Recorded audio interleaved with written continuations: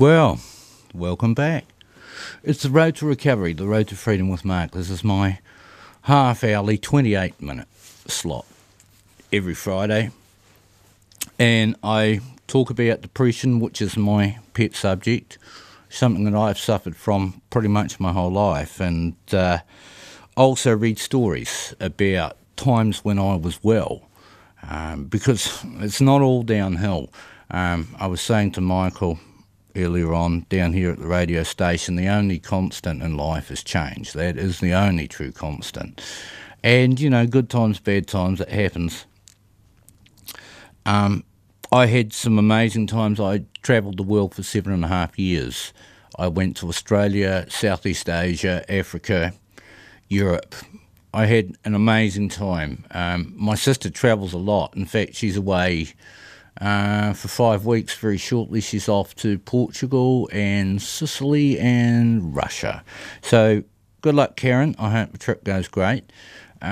Karen, my sister, travels a hell of a lot more than I do. She travels overseas every year, somewhere different. An amazing life, I only travelled for that period of time, and it was such a huge effort. It was so exhausting that at the end of it, I really hit a bad patch when I came back to New Zealand, and I'd had all that adventure, all that travel, all those amazing times, and I came back to the known. And everything, you notice as you fly in, everything's smaller. It's quieter, it's slower. Not a hell of a lot happens here in comparison to the rest of the world. And it really hit me hard. I really slumped so badly. And it took me a while to kick out of it, a good 6 months. And I went down to Motueka, a story that I haven't written yet. I've tried, but she's a tricky one, that. But I loved my time down in Motueka fruit picking. And my travels overseas really encouraged me to go and see more of New Zealand. And I've certainly done that since I've come back. I've seen a lot of the country, a lot of beautiful, beautiful parts. And here in the Wairarapa, we've got such a magnificent place. I'm going out to see my friend Rhonda shortly. Hi, Rhonda. Hope things are going good for you. She's a great lady. They've got a little patch of land up the top of the Kaituna there, and it is absolutely magnificent. If you get the chance, go up there this summer for a picnic or something. It really is a beautiful spot, and there's so many beautiful spots around the Wairarapa. I'm heading off to Castle Point shortly, and it's so lovely out there walking on the beach. Beautiful spot, a real gem, and we should all take those opportunities. Even driving through town, I'll be going down to see my sister shortly down in Greytown, and I love the croissants at the French bakery. They ain't cheap, but boy, they've got to be the best in the whole country. So, there's lots and lots of things around in the Wairarapa that are so good to be enjoyed. Yeah, Wellington's got its bright lights in its big city, but the Wairarapa has got real beauty, just magnificent stuff, and we are blessed to live in such a beautiful place. Just a word on depression before I start today's story. The key to survival and the key to happiness really is to take all of the good. I used to travel in with a friend, then a girlfriend, and things didn't work out, fell apart, whatever. That's change for you. But what I do is I take all the good out and let the bad drop away. Just let it sink to the bottom of the lake, never to be seen again. If you can do that, that is the key to happiness and the key to survival, is to take the good, put it in the heart, in the head, keep it for the times when you really need it desperately, and those good memories will help see you through. All right, today's story is Gallipoli in Istanbul. Let's get going. My good friend Wayne and I had hitchhiked our way around the Aegean coast from Greece to Turkey. We first headed down to the small town of Çanakkale, which is near the beach we refer to as Gallipoli. We met up with a guy called David who ran his home as a hostel for travellers, especially Kiwis and Aussies. David was a fantastic host and arranged a cheap taxi trip over the hill to where the Great Battle for Çanakkale occurred. Wayne and I didn't know what to expect, so we were amazed to find the place left pretty much unchanged from those terrible days when so many young men had perished. There was a small museum temporarily manned by an old geezer, some well-tended graves at the top of the hill, and a large stone plaque from the term of President Ataturk. In the most respectful terms, it is written there for all to see. Those heroes that shed their blood and lost their lives, you are now lying in the soil of a friendly country, therefore rest in peace. There is no difference between the Johnnies and the Mermets to us, where they lay side by side, here in this country of ours. You, the mothers, who sent their sons from faraway countries, wipe away your tears. Your sons are now lying in our bosom, and are in peace. After having lost their lives on this land, they have become our sons as well. Ataturk, 1934. Apart from this plaque, the graves and museums, very little had changed from those terrible days when the abortive landings had taken place. Down on the beach there were thousands of corroded shell casings and bullets lying everywhere. Many of these have been taken as souvenirs by tourists and are quickly disappearing as a result. Up from the beach was an area called the Pines, where many Australian boys had been slaughtered, both by friendly fire and the fierce resistance the Turks had showed. At the time, a simple unsealed road led up to the hills of Chunuk Bair to where the Indians and Kiwis had been decimated. There were open trenches all over the place. Undisturbed from the time those poor boys had fallen, the trenches were full of skulls, leg and arm bones protruding from the earth. As the land grew steeper, the number of bones increased, and tears flowed freely as I touched them gently. Despite the incredibly steep and exposed terrain, the Kiwis managed to force the Turks off the tops, were forced back, then took it a second time, only to be hurled off a second time before a truce being declared. I did not believe in ghosts until that day, but the eerie emptiness of this open graveyard moved me as never before. After spending the best part of a day at Gallipoli, we headed back for tea at Conakry, where through David I met up with one of the last Turkish survivors of the campaign. He heaped praise on his old enemies for their fierceness and tenacity, especially the Kiwis. He told me of the extreme hardships they all had to endure, freezing winter and blistering summer in trenches so close they could hear each other talking. It was quite overwhelming to hear of his hardships and humbling to hear the great respect he held for his old enemy. After a very pleasant and moving stay at Conakry, we headed back up the peninsula and eastwards on to Istanbul. This magnificent city on the Golden Horn is split in half by the Bosphorus Strait. On one side lies the new part of the city, with its high-rises and western trappings like McDonald's. Fittingly enough, it is on the western bank and emphasises Turkey's wish to join the European Union. All right, we'll take a little bit of a break there and I'll play you some music. Just bear with me, there's going to be about a minute's silence just while I cue it up and we'll whack it on for you, all right?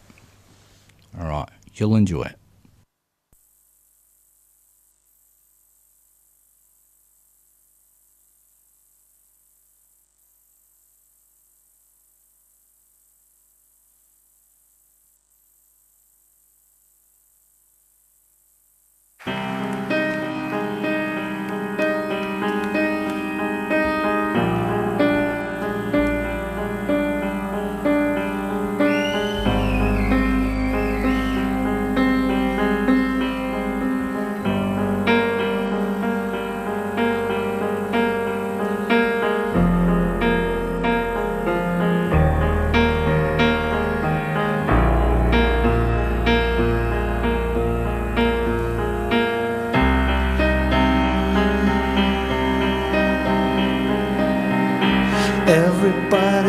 wants the same thing. Everybody wants the same thing. To see another birthday.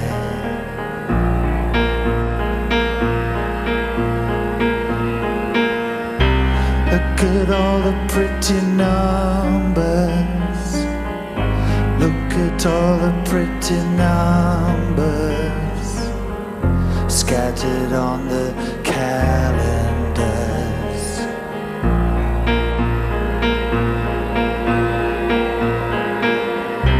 I can see my reflection. I can see my reflection in the shop window. Who owns that space? Declare it if you dare tonight. Let the moment pass until another day. Bright lights dissolve like sugar deep inside you now. All ends up the same somehow. I'm hardly here at all. Yeah.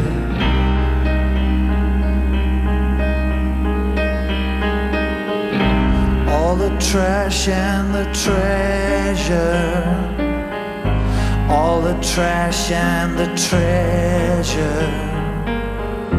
All the pain and the pleasure.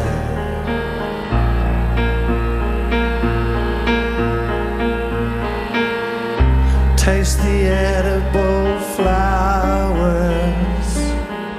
Taste the edible flowers scattered in the salad days.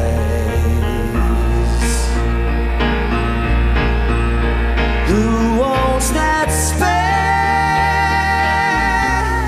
Declare it if you dare tonight. Don't let the moment pass until another day. Bright lights dissolve like sugar deep inside you now. Still the rain keeps coming down.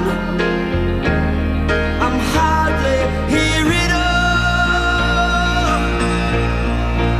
Everything's gone quiet now. I'm hardly here at all.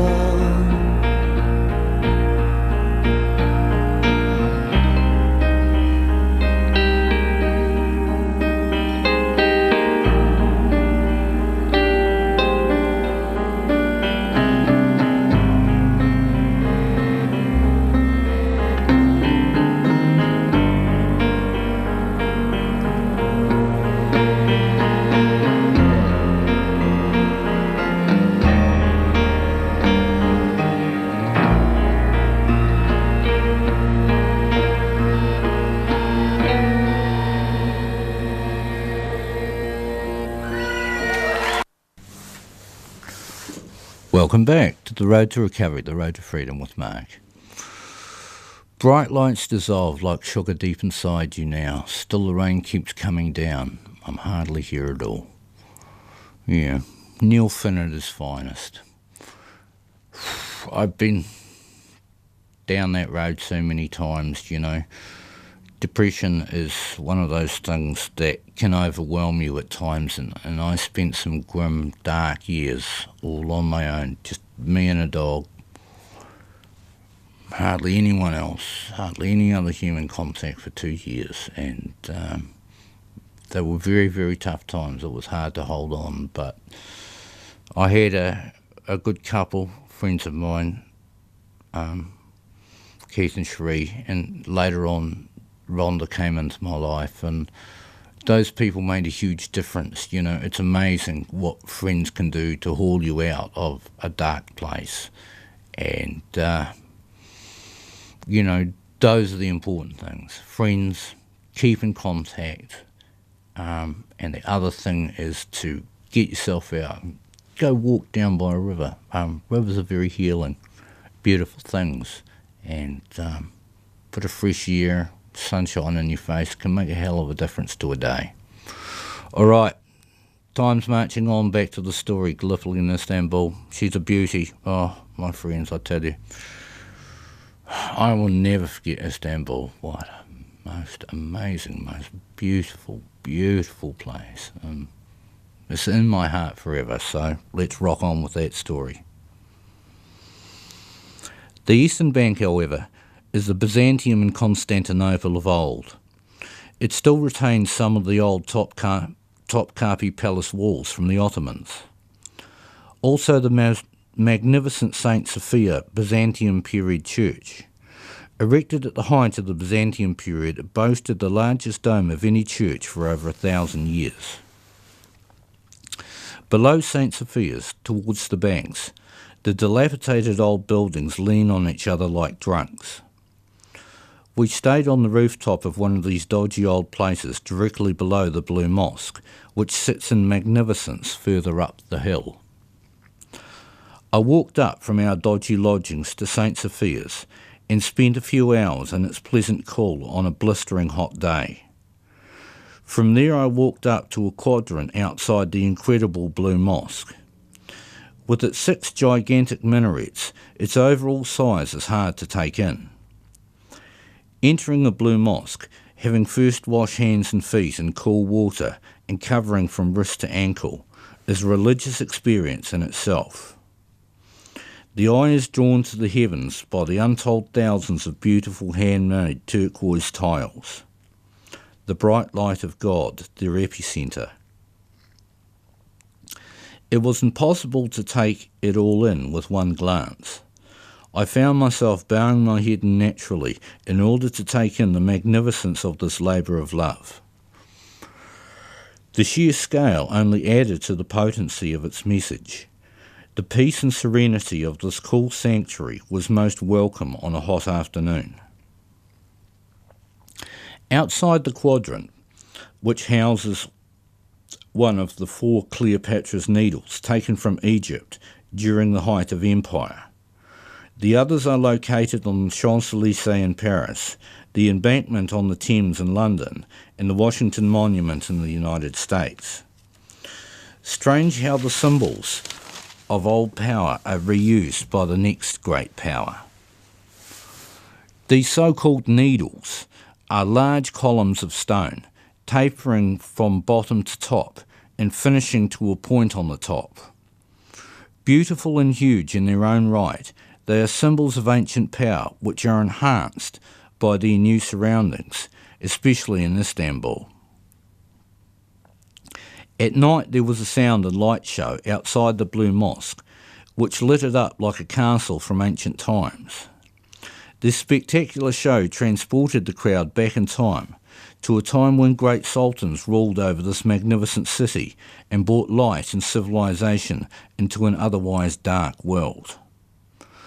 The mighty Ottoman Empire slowly ground to a halt, finally collapsing at the hands of the invading Nazis during World War II. After the show, I headed back to our accommodation and got off to sleep with the help of some local hooch called Raki. At first light, the morning calling to prayer broke out across the old city via speakers on the minarets of the mosques. Haunting and beautiful, it is an experience that stays with you for a lifetime. In the cool air and beautiful light of the morning, I walked up the hill to the Topkapi Museum. Housed in the ruins of the old castle, it houses many priceless works of art and precious gems. Amongst these is the Topkapi diamond, a huge, beautiful stone that defies belief. Not as large as the Cullen diamonds used in the British Crown jewels, it nonetheless has an otherworldly clarity to it. It refracts the light so well it almost seems liquid.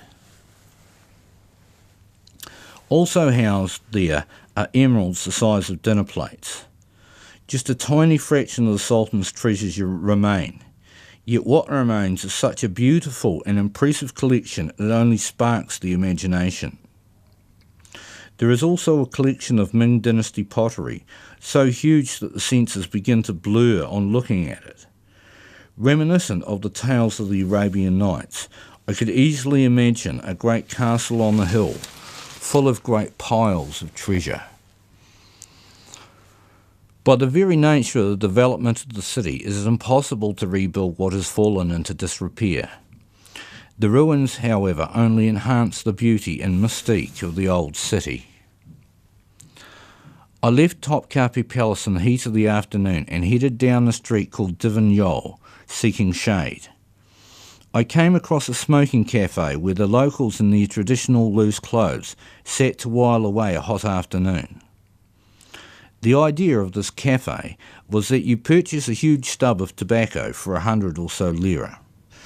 You are then waited upon by waiters who carry around hot coals on a plate. These are placed on the stub and put into a huge water pipe. The beautiful hookah pipes, as they are called, have a number of hoses and mouthpieces coming from them, so the experience can be shared amongst friends.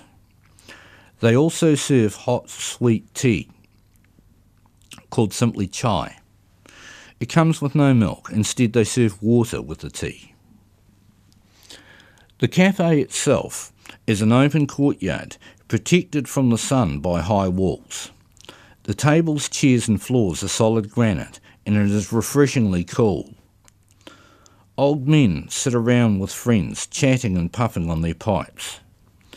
As I watch them, I am transcended in time, and imagine the same scene having played itself out for centuries. Even sitting on my own, smoking and watching, was an extremely pleasant way to spend an afternoon. Despite the language barrier, I felt quite accepted. The combination of tea and good tobacco was quite intoxicating. I waited until the burning sun had stooped quite low before wandering down some narrow cobblestone streets. Old men sat on stools at short tables, drinking tea and playing backgammon. Since I had already played the game, I asked an old guy for a game. The language barrier can be overcome with hand signals and a few words. Before long I was being thrashed, but I stuck with it until I could hold my own at the breakneck speed. Backgammon is like a national pastime for men, and we played many enjoyable games, some of which I won. We played well into dark that night, and I felt like I had travelled in time, as this time-honoured tradition played itself out. With my first real lesson in backgammon, I headed back down the hill to my rooftop bed. It was only possible to sleep during the small hours. Over the next few days, Wayne and I moved to cheaper accommodation, which required a cheap bus ride just out from the old city centre. We visited other great mosques like Solomon the Magnificent's around the Golden Horn. We also went to local markets with their exotic food and spices. The Turks are natural salesmen and always drive a hard bargain. Centuries of trading on the Silk Route seems to have honed these skills, making trading with them great fun. Despite obvious poverty, the city vibrantly bustles with trade. Handmade carpets are a favourite item with the Turks, and they go to great lengths to sell these works of art. The hot summer days of visiting mosques and markets, of smoking hookah pipes and nights of backgammon passed too quickly. Soon we were off south down the coast, but the indelible impression of Istanbul stayed with us for the rest of our lives. The end. I sure hope you enjoyed that story. It brought back some wonderful, wonderful memories. How are we going? Good Lord, we have a few minutes. Okay, well, I won't tarry too much. Next week's story she's a real beauty too. You definitely want to get into that. Before I go, I just want to talk a little bit more about depression and just say, look, it is not necessarily forever. It is something that you can get over. You need to see a doctor and get some decent medication. Make sure you're getting some decent sleep. That is absolutely key to recovery. I spent many years virtual insomniac, and that makes things incredibly difficult for you to function and have any sort of a normal life. And the other thing is you tend not to look after yourself. And if you can, this is the way to break out of depression. This is the key to it, is get yourself busy. Look after yourself. Shower, vacuum the floors, keep the place clean and tidy, have pride in your place, and that'll make you feel good about yourself. And that is the key to breaking out of depression, is to actually feel good about yourself. And that's where friends and family too. I mean, family, you know, they're forever. And friends, a lot of so-called friends who are truly only acquaintances, they come and go. But your really good friends will stick with you, and they will haul you through, and they will make a huge difference in your life. And, you know, I guess I live with the fact that I have a lot of highs and lows, and the highs are wonderful, sometimes too much. You know, when I get an idea for a story, I have to write the whole thing down, bang, straight at once. The inspiration doesn't last for long, and who knows when I might come crashing back down. But no matter how low things get, no matter how bad things get, there is always tomorrow, there is always hope, and you never know. You never know what the wind might blow you. Life can change, will change, and often does for the better. You know, I had some great experiences over the last probably year and a half. I had a lot of fun and good food, drinks, all that stuff, friends. We had a great time. And that's all over now, and I'm fine with that. I walk away, and life moves on, and who knows what's around the corner. You got to have hope, and you got to be positive, and that will turn your whole life around. It makes a huge difference. Right, that's my lot for now. I'm off to visit friends and enjoy the Wairarapa. I hope you are too.